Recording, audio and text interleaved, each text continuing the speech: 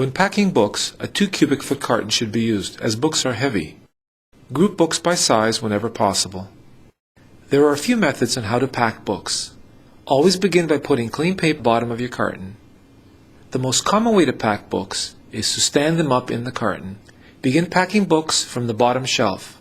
Put the open part of the book against the side of the carton, just as you would place them on a shelf. For your next row, pack books spine to spine. You will get 2 rows this way, and if there is still space for a third row, place paper between the second and third row. Depending on the remaining space, you can also turn books sideways.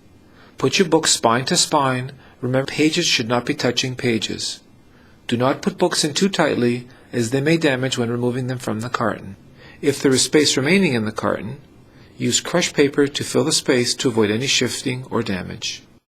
Cover your first layer of books with a clean sheet of packing paper. Packing books flat and stacked is yet another way to safely pack books for transportation. This is pretty basic. Again, remember not to have pages facing pages. Put books into the carton spine to spine. Where you have no choice, use crushed paper in between the books.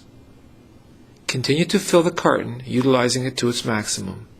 And as you can see, the carton is full but not overfilled to cause any damage to the books or the carton. Clean paper over the top before sealing the carton.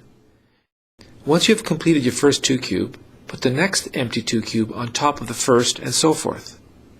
Continue packing from the bottom of the bookcase up. With this method, cartons are being packed and there will be less strain on your back. Another way to group books is spine down.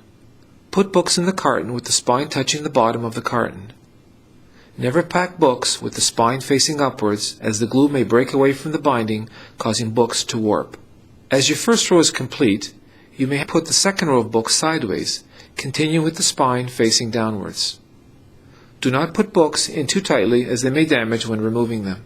When your first row is complete, use clean packing paper over your completed row before commencing your next row of books. Continue to fill the carton, putting books on their spine. If there is any space remaining in the carton, use crushed paper to fill the space to avoid any shifting or damage to the books. Put clean paper over top of your last row before sealing the carton. Did you notice how comfortable the physical position of the pack was? Packing from the bottom of the bookshelf up, and by stacking the cartons, your work will be that much easier and with less strain on your back. Sometimes the carton will not have enough room to put your books upright, so the flat and stacked procedure, as we discussed, works well. Paperbacks and magazines are better stacked. Organize books or magazines according to the size, with the bigger ones laying flat on the bottom of the carton, and work your way up. When packing expensive or books with sentimental value, take the time to wrap each individual book in packing paper before placing them into the carton. Use 1 or 2 sheets of clean packing paper.